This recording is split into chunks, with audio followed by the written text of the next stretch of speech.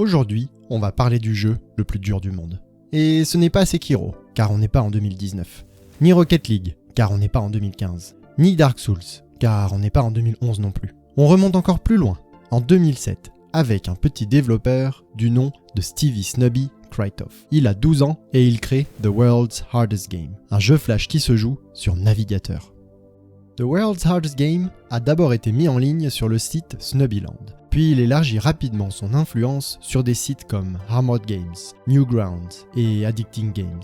Des sites très populaires à l'époque, sur lesquels on peut retrouver des jeux, des musiques, des films et de l'art créés par des passionnés. Le jeu est rapidement populaire, et en quelques mois seulement, il atteint les 3 millions de parties jouées.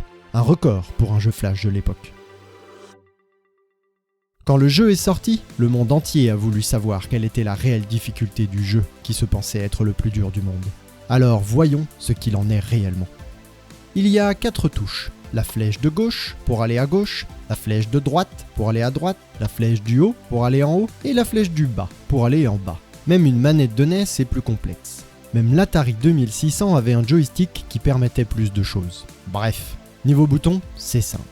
Cela étant dit, si Geometry Dash nous a bien appris quelque chose, c'est que la complexité d'un jeu n'est pas proportionnelle au nombre de boutons de la manette. D'ailleurs, ici, tout comme Geometry Dash, notre avatar est un cube, rouge, entouré de noir, prêt à affronter les niveaux les plus difficiles. Ses ennemis jurés, des héros, bleus, entourés de noir, qui bougent, des fois, 30 niveaux, de plus en plus durs. L'objectif, aller d'une zone verte à une autre zone verte, en évitant les obstacles. Sur le papier, avouons-le, ce n'est pas bien dur.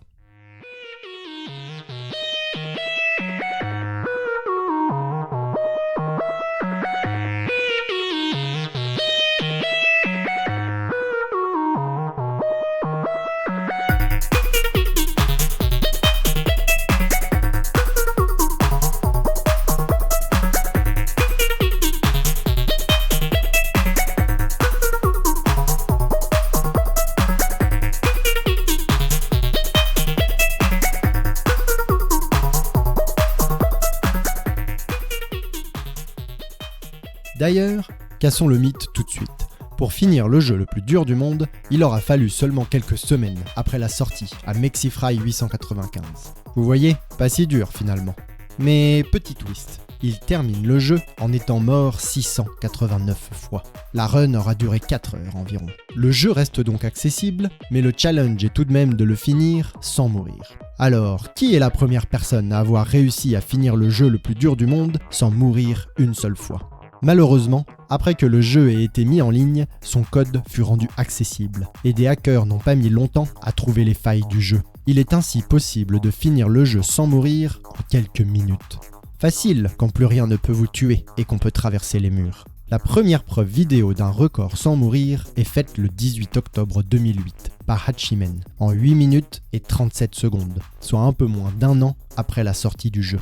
Difficile d'être sûr que ça soit la première personne à terminer le jeu sans mourir, mais en tout cas, c'est la première à l'avoir fait avec une preuve. Ici, ce n'est pas spécialement la vitesse qui était recherchée, juste finir le jeu sans mourir. Et ce n'est qu'à ce moment-là que la vraie quête du jeu commence. Finir le jeu sans mourir, mais surtout le plus rapidement possible.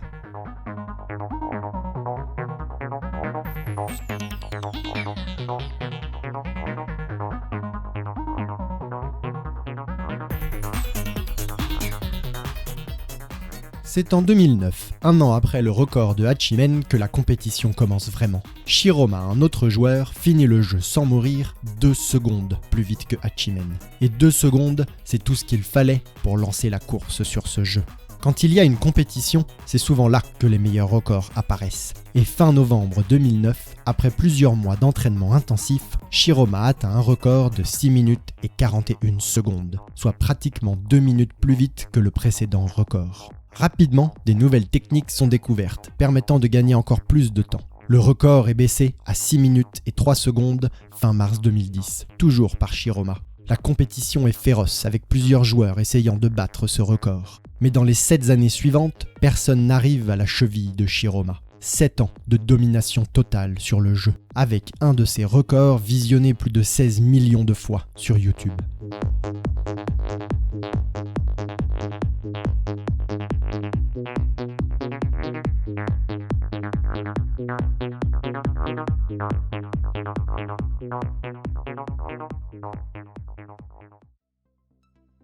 Il faudra attendre fin juin 2017, soit 10 ans après la sortie du jeu, avec une version qui permet un entraînement niveau par niveau, et un joueur avec du talent, beaucoup de talent, Pizzula, pour battre le record. Il finit 8 secondes plus rapidement avec un 5 minutes 55 secondes.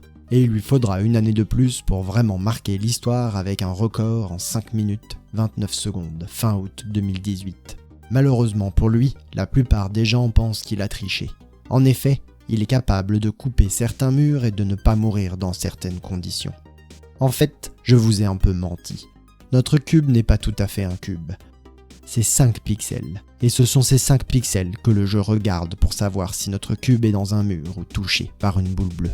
En plus, pour qu'une mort soit enregistrée, un pixel doit être en contact avec un ennemi pendant 2 frames consécutives. Avec beaucoup d'entraînement et de talent, il est alors possible de couper les murs et ainsi traverser certains ennemis. La run de Pizzula est donc bien légitime.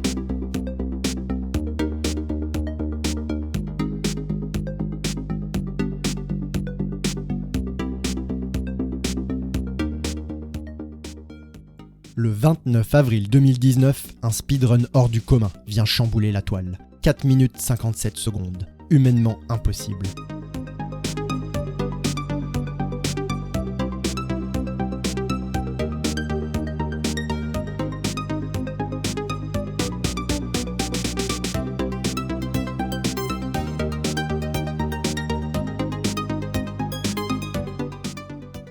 Et effectivement, c'est un TAS. Tool Assisted Speedrun. C'est-à-dire que c'est bien un humain qui joue au jeu, mais en utilisant un logiciel qui lui permet de ralentir le jeu, ou bien refaire des passages en revenant quelques secondes en arrière. Bien que ce record ne soit pas homologué, il permet de découvrir encore de nouvelles techniques, parfois impossibles à refaire, mais certaines semblent accessibles pour un joueur humain.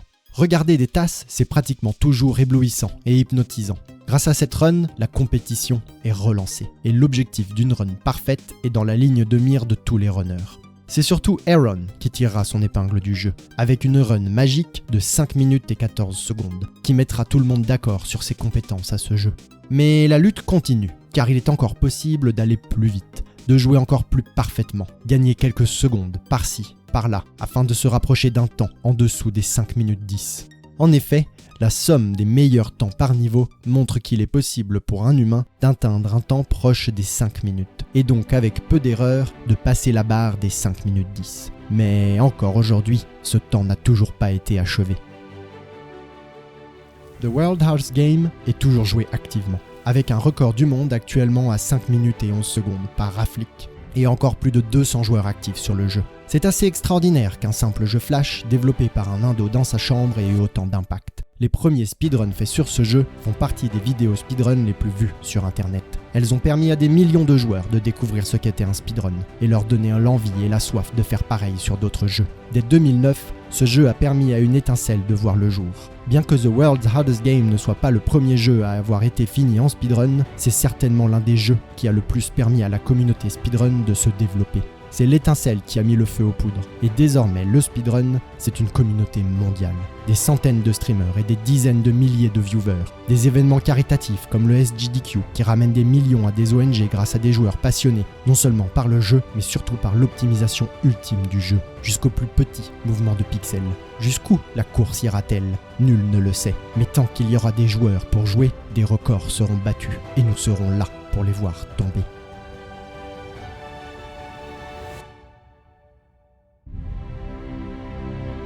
Si vous avez aimé cette vidéo et que vous souhaitez en voir plus, likez, partagez, abonnez-vous et n'hésitez pas à partager votre avis dans les commentaires.